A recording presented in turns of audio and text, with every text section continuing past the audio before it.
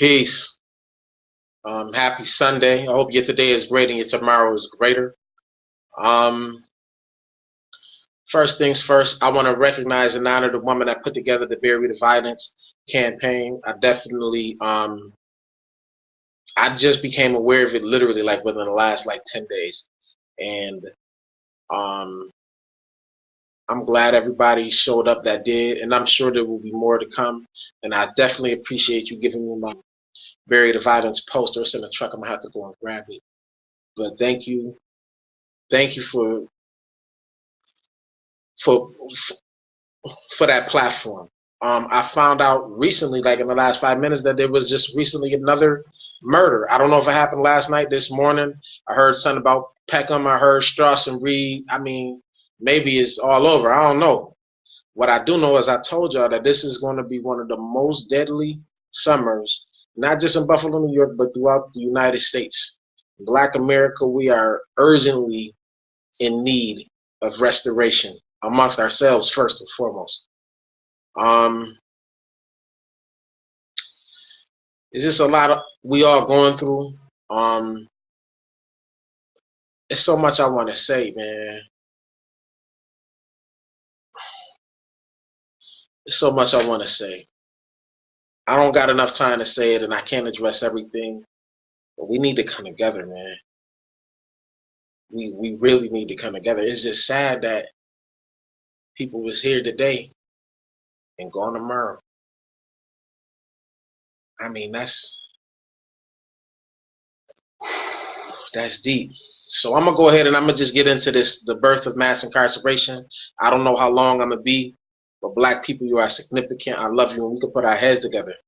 I'm telling y'all, financially, I'm probably a little more stressed than most people. It's just that I guess I figured out how to move around it, and I never really been all about money. I preach the financial literacy because this is going to restore us to our greatness, and not only that, show us that we not only appreciate one another, man, that we appreciate the children that are to come.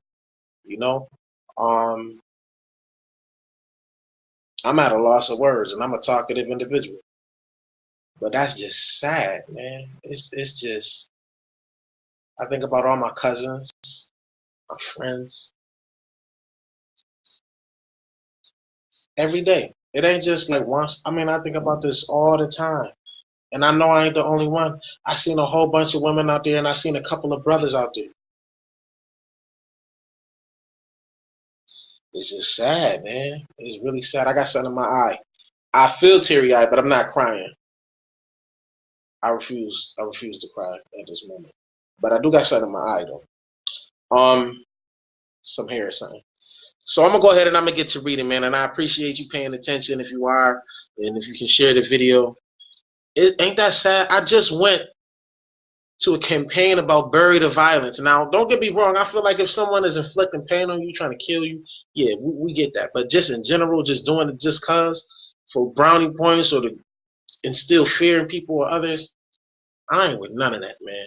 I don't care about none of that gangster shit. I don't care about none of that. None of that. All right, I'm gonna go ahead and get into this, man. I don't want to bore you to death. Birth of mass incarceration. The rhetoric of law and order was first mobilized in the late 1950s as Southern governors and law enforcement officials attempted to generate and mobilize white opposition to the civil rights movement. In the years following Brown versus Board of Education, civil rights activists used direct action tactics in an effort to force reluctant Southern states to desegregate public facilities.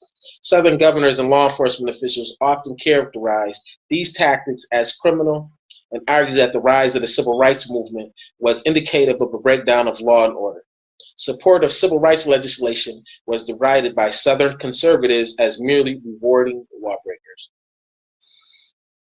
For more than a decade, from the mid-1950s into the late 1960s, conservatives systematically and strategically linked opposition to civil rights legislation to cause for law and order, arguing that Martin Luther King Jr.'s philosophy of civil disobedience was a leading cause of crime. Civil rights protests were frequently depicted as criminal rather than political in nature, and federal courts were accused of excessive lenience toward lawlessness. They need excessive lenience right now, thereby contributing to the spread of crime. In the words of the then Vice President Richard Nixon, the increasing crime rate can be traced directly to the spread of the corrosive doctrine that every citizen possesses an inherent right to decide for himself which laws to obey and when to disobey them. Some segregationists went further, insisting that integration causes crime, citing lower crime rates in southern states as evidence that segregation was necessary. In the words of Representative John Bell Williams, this exodus of Negroes from the South and their influx into the great metropolitan centers of other areas of the nation has been accompanied by a wave of crime. What has civil rights accomplished for these areas? Segregation is the only answer, as most Americans, not the politicians, have realized for hundreds of years.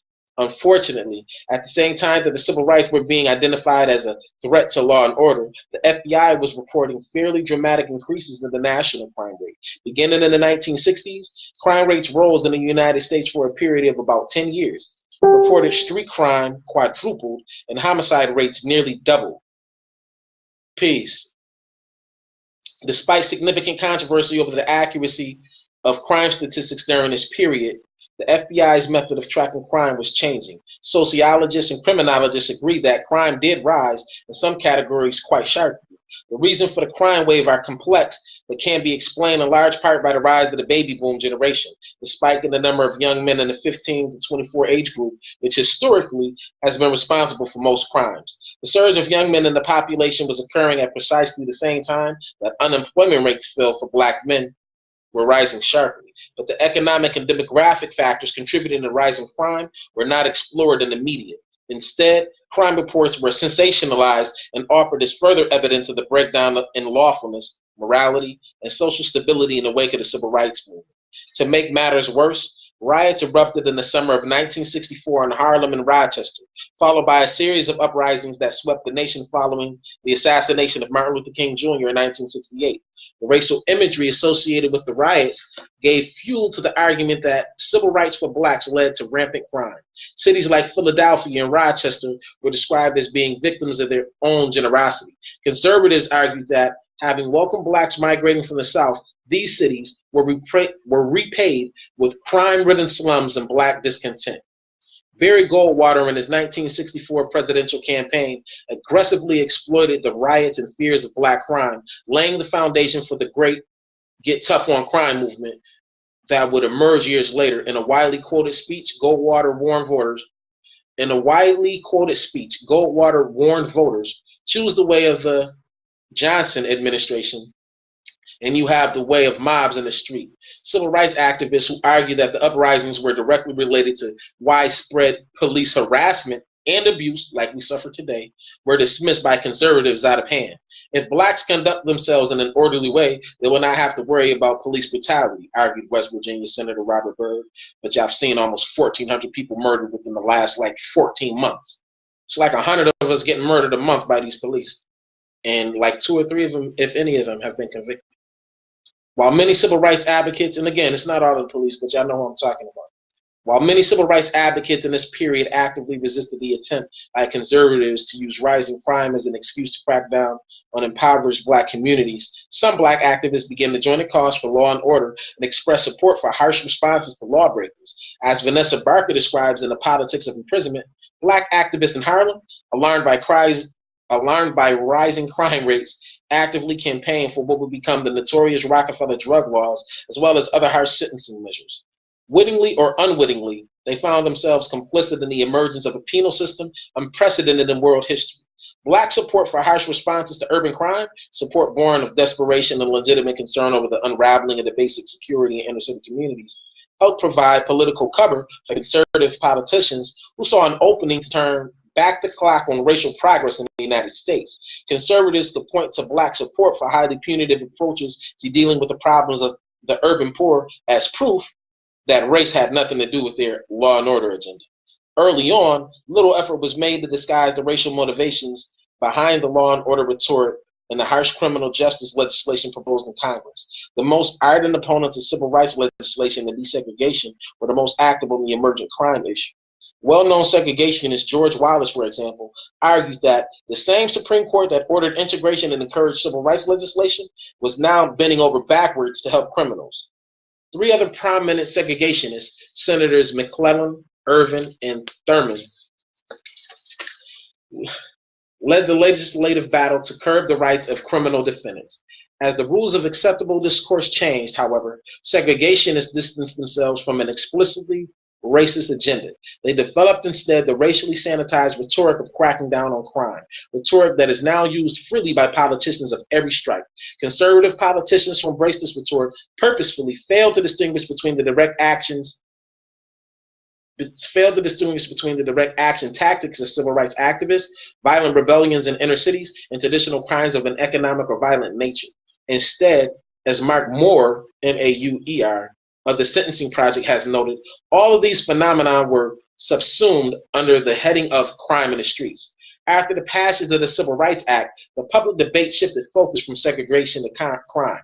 The battle lines, however, remain largely the same. Positions taken on crime policies typically cohered along lines of racial ideology. Political scientist Vesla Weaver explains, votes cast in opposition to open housing, busing, the Civil Rights Act, and other measures time and again show the same divisions as votes for amendments to crime bills. Members of Congress who voted against civil rights measures proactively designed crime legislation and actively fought for their proposals.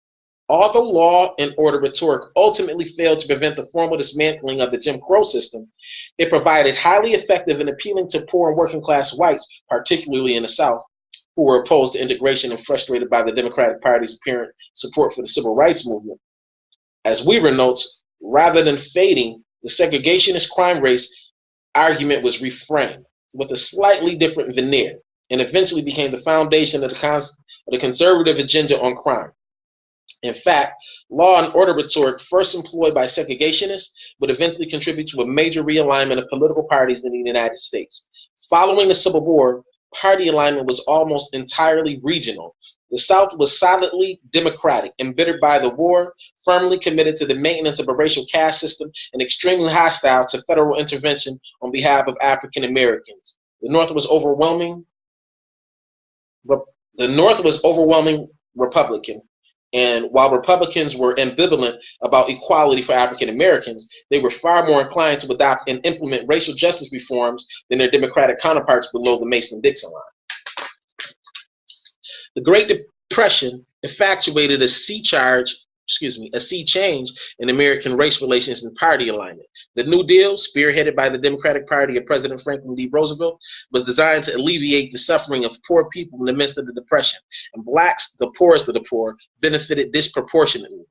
While New Deal programs were rife with discrimination in their administration, they at least included blacks within the pool of beneficiaries. A development historian, Michael Clarman, has noted that was sufficient to raise black hopes and expectations after decades of malign neglect from Washington.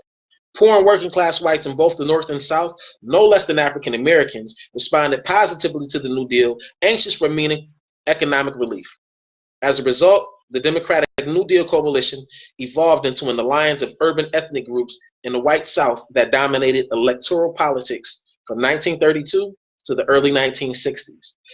That dominance came to an abrupt end with the creation and implementation of what has come to be known as the Southern Strategy.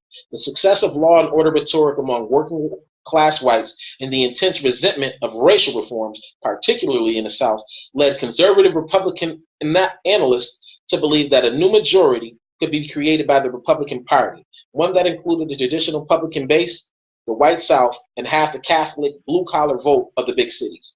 Some conservative political strategists admitted that appealing to racial fears and antagonisms was central to this strategy, though it had to be done surreptitiously.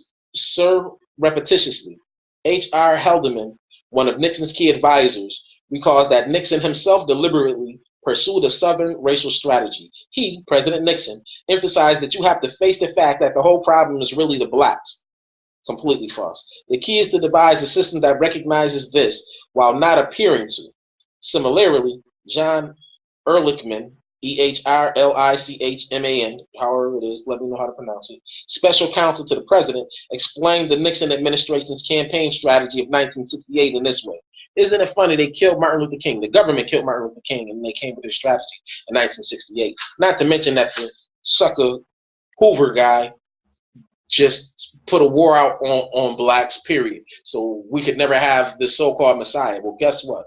Every last one of you listening, man or woman, we the Messiah. It's going to take us to come together, not just to definitely to come to places like bury the violence. Like there were so many things that were going on today. Why we can't just all do all of those things at the same time, at the same place, so that we all can reap the benefits of coming together, number one, and we can all see what everybody else has to bring to the table. I ain't talking about no politicians. I ain't with none of that. I don't trust none of them, never will. Republican strategist Kevin Phillips is often credited for offering the most influential argument in favor of a race-based strategy for Republican political dominance in the South. He argued in The Emerging Republican Majority, published in 1969, that Nixon's successful presidential election campaign would point the way toward long-term political realignment and the building of a new Republican majority if Republicans continued to campaign primarily on the basis of racial issues using coded anti-black rhetoric. He argued that Southern white Democrats had become so angered and alienated by the Democratic Party's support for civil rights reforms, such as desegregation and busing, that those voters could be easily persuaded to switch parties if those racial resentments could be maintained. Warren Weaver, a New York Times journalist who reviewed the book upon its release, observed that Phillips' strategy largely depended upon creating and maintaining a racially polarized political environment. Full racial polarization is an essential ingredient of Phillips' political pragmatism. He wants to see a black Democratic Party, particularly in the South, because this will drive into the Republican Party precisely the kind of anti-Negro whites who will help constitute the emerging majority. This even leads him to support some civil rights efforts, appealing to the racism and vulnerability of working-class whites had worked to defeat the populists at the turn of the century, and a growing number of conservatives believe the tactics should be employed again, albeit in a more subtle fashion. Thus, in the late 1960s and early 1970s, two schools of thought were offered to the general public regarding race, poverty, and the social order.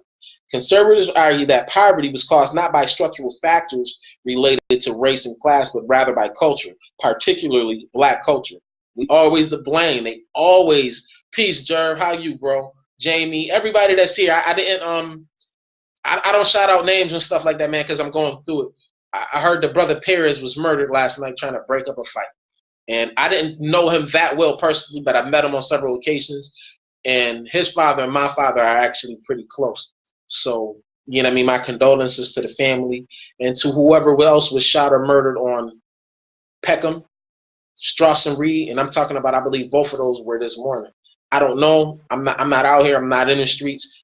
I've been in the streets and been a part of the streets all my life. Not as far as like a gang, but yo, I've never been a part of nothing else. It ain't a street. It's damn near not a street in Buffalo I haven't been on, lived on, got a memory from. And you know what's sad?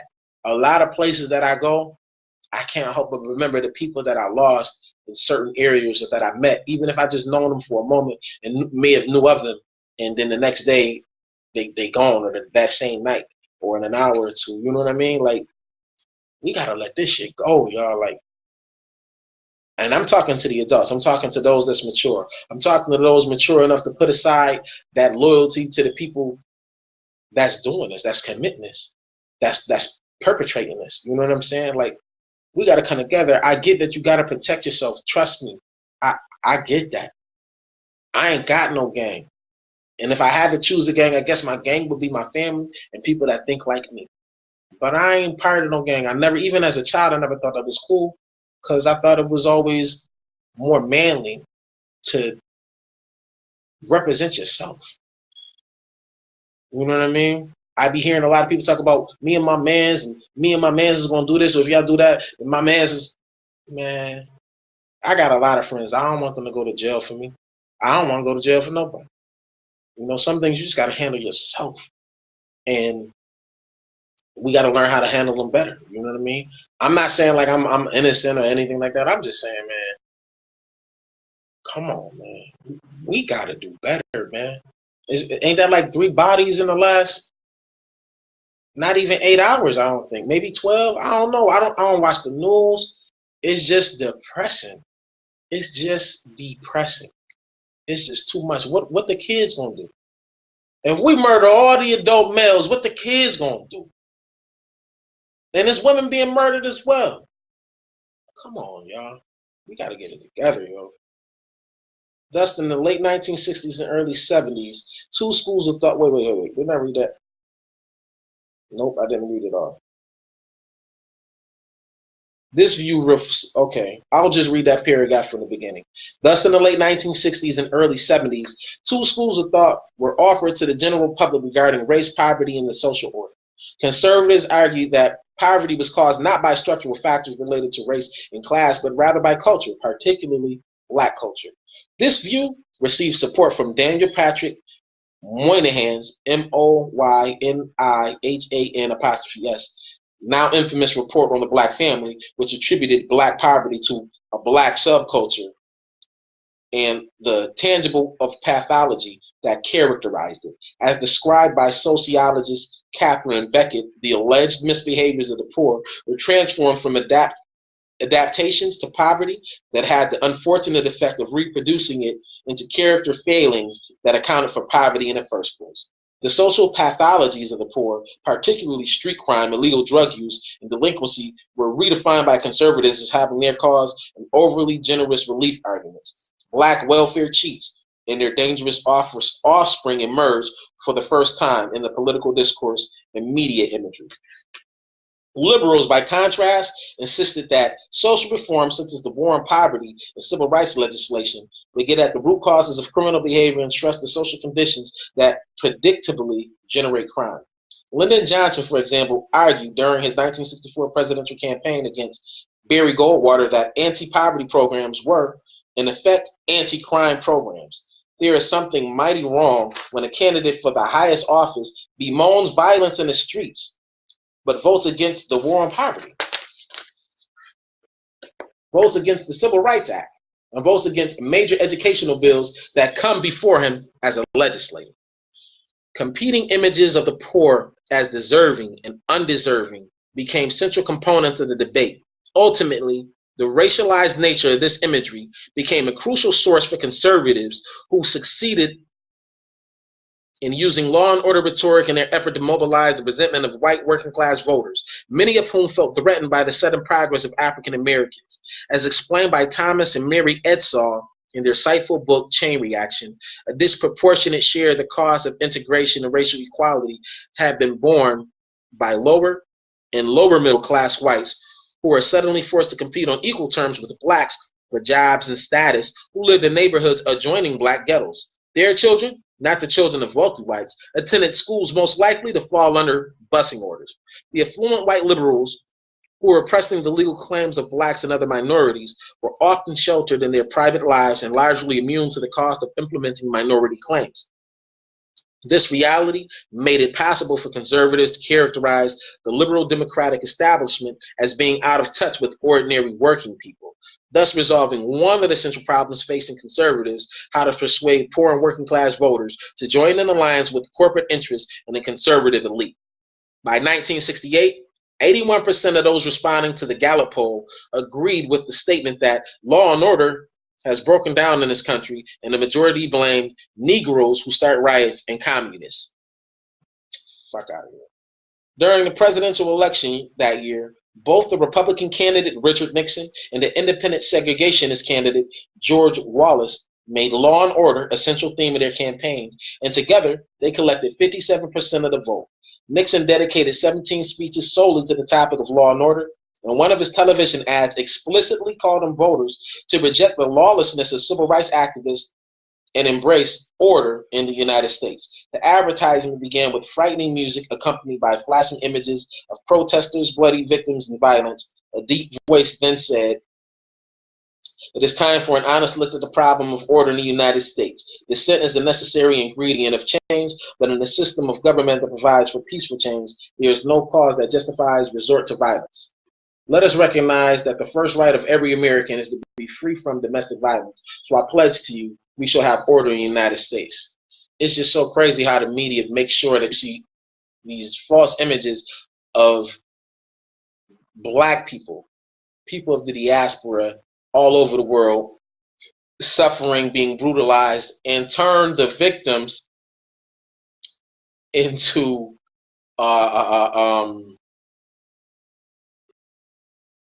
to the people that I don't even know what I would call them. I'm not all together right now, y'all. Uh, it's funny like how they did with Tamir Rice. He was the victim. He still is a victim. And the first thing they wanted to talk about is what his parents were like and things of that nature, or the negative things about his parents, or the negative things that they could get you to focus on. And the funny thing is the media does this all over. They make sure you see all of this. Even like when they arrest us, like that young man I was saying the other day, I don't think I even finished the statement, but a young man was arrested for having, I believe it was a BB gun, and they called him a domestic terrorist, and I think he's facing like 5 to 10 years in prison or something like that, right? But they called him a domestic terrorist, and they ain't called not one of these psychopathic, crazy white terrorists. You know what I mean? And it's just crazy. And they giving them food and all of that. They rewarding them for doing this shit. This shit is, y'all see this shit. I don't care what the media say, man. The eyes don't lie, man. The eyes don't lie. What you see is what it is, man. They could put all of the words that they want together to make it sound pretty and all of that. But it ain't funny how they killed Martin Luther King. And then the next thing they was like, basically, this Nixon and Wallace guy were basically like, yeah, black people are the reason for all of the negativity that's going on in the United States. This is supposed to be the land of the free, but they want to expose to the rest of the world that black people here in the United States are the problem, when in actuality, they are the problem. They are the reason for some of the stuff. I'm not saying I'm blaming them for everything, but y'all brung the drugs here. Y'all brung the guns here. We don't manufacture guns. We don't even live in a climate where you can actually produce cocaine, heroin, any of that. But y'all bring it to us and influence us to push it out there. And what I mean by influence, the media, BET, all of that, they making it cool. Y'all notice they stopped doing that powerful music like Lord Jamar. Even to a degree, the Wu-Tang Clan, even though they had like different things, but Wu-Tang, I love them to death. You know what I'm saying? But like, you know, KRS-One and Self-Destruction and all of those people that were with that, you know what I mean? When they seen we were waking up and that we were embracing that knowledge through that music and forming our own new genre, man, they made sure they made it cool. You got women right now, got their little girls, and I'm talking 2, 3, 1-year-olds twerking and throwing money. Y'all training y'all babies. Like, this cool. Ain't nothing cool about that shit. Ain't nothing cool about that shit, man. That shit is sad. That shit is sad. That's just as bad as the fucking pedophile motherfucking candidates or people in general that are pedophiles trying to get recognition like we should respect what y'all doing. I say kill all of them. Yeah. Crazy. Let me stop before I offend somebody. Step on some more toes. Where was I? Oh. At the end of the ad, a caption declared, "This time, vote like your whole world depended on it." Nixon. Viewing his own campaign ad, Nixon reportedly remarked with glee that the ad hits it right on the nose. It's all about those damn Negro Puerto Rican groups out there. And then they came with this language, Negro Puerto Ricans. Yo, listen, Puerto Ricans, Dominicans, blacks, Negroes, African American, yo, you ain't got to believe it. We are all the same. We all come from the same root. I'm telling you, the difference was a boat. And some of us were already here. We already conquered the entire earth thousands of years before they started writing these books to try to make motherfuckers believe the religion that they done made up. You know what I mean? Where was I?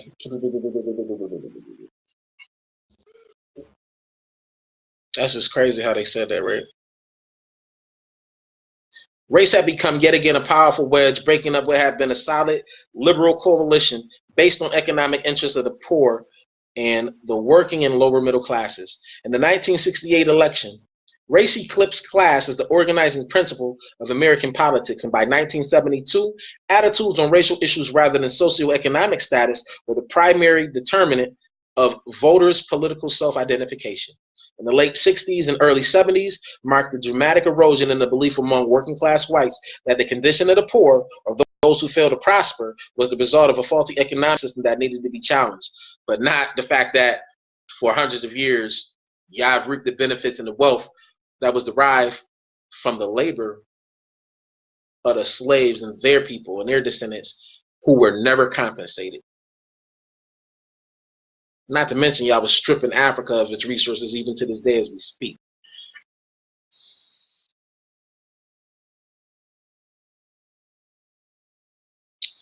Okay. I just keep losing my. So I might just read a few more paragraphs and stop anyway. As the Edsalls explain, EDSALLS, the pitting of whites and blacks at the low end of the income distribution against each other intensified the view among many whites that the condition of life for the disadvantaged, particularly for disadvantaged blacks, is the responsibility of those afflicted, and not the responsibility of the larger society. Just as race had been used at the turn of the century by Southern elites to rupture class solidarity at the bottom of the income ladder, race as the national issue had broken up the Democratic New Deal. Bottom up, coalition. Oh, race as the national issue had broken up the Democratic New Deal bottom up. The new Democratic New Deal bottom up coalition. A coalition dependent on a substantial support from all voters, white and black, at or below the median income. The conservative revolution that took root with the Republican Party in the 1960s did not reach its full development until the election of 1980. The decade preceding Ronald Reagan's ascent to the presidency was characterized by political and social crisis as the civil rights movement was promptly followed by intense controversy over the implementation of the equality principle, especially busing and affirmative action, as well as democratic political clashes over the Vietnam War and Watergate. During this period, conservatives gave lip service to the goal of racial equality, but actively resisted desegregation, busing, and civil rights enforcement. They repeatedly raised the issue of welfare, subtly framing it as a contest between hard-working blue-collar whites and poor blacks who refused to work. I'm gonna stop there, man. Because as I was saying, and I've said it again, and I'm gonna keep saying it because I'm the first person I think that said it. I don't think I'm the first person that figured it out, but I'm the first person amongst my circle of any people I know on the high end, on the low end, as far as this knowledge and history is concerned, that know, as y'all see, they killed Martin Luther King, Malcolm X, Medgar Evers. I believe they definitely had a part in it with one of the greatest of all time, Marcus Garvey. Yes. And as you see, they came with the guns, they came with the drugs. We were at the bottom rung of everything. We owned less than 1/2 of 1% of the nation's wealth in 1865. Today, we own just slightly less than that. So ain't nothing changed while you thinking it's all gravy because you can watch your TV, you can go to the same places that our white constituents go to. I don't mean nothing. What do it mean when we still sitting in the same place economically, and they still blaming us for everything that goes on? And instead of coming together and just shutting it down, you know what I mean? It's funny. I know that people fast in church. Man, we could fast, and what I mean by fast, man, fuck a boycott. Don't go to these motherfucking stores. Fuck these stores. Man, you are the first of the month that came, so 9 out of 10, right around this time, you probably got everything you need. Man, fuck going to the corner stores. We all need to lose a little bit of weight, get in shape anyway, because a reckoning is coming. And I am telling you, you better get ready. Y'all playing, you think fighting your brother and sister or your neighbor is something. Wait till you see what it feel like when you fighting these people that hate you. Wait till you see what that feel like. Y'all be seeing all of this stuff on the news and how these other people are looking in other places. Yo, reality is setting home. And it's rising. Y'all thinking that this stuff is new. Ain't none of this new. They've been doing this. They just keep sweeping it under the rug and associating it with other things because they so good at doing it and have been doing it for so years. People are just believing them, man. We got to get it together, bro. Like, for real. Like, it's not a joke. So listen, bury the violence, man. That's what I'm on today. That's the theme for the day, and that should be the theme every day. Bury the violence. I appreciate that sister. I don't know her name. I tried to give her a call because I wanted to honor her for creating that. Like, I know so many people in need. You know what I mean? We have all these memorials. And what's crazy is we got a memorial over here, memorial over here, memorial over here. Well, why don't we just all come together so that we can see the volume of the impact of all these lost lives and then use that power to really create change. And again, man, I have no faith in the criminal justice system. Anything that has to do with politics, I ain't got no faith in that because ain't none of that ever protected us, y'all. We the only people that are gonna protect us. We're the only people that's gonna do for us. And before anyone else can step in and help us, even though we do appreciate the help, yo, we gotta be solid as a rock, man, as a people. Let's get on it. Love is love. Black people, you're significant. I love you. The entire world loves you, even if they don't want to admit it. That's why they hate you so much, because they wish they could be you. Everything you need is already within you. Peace.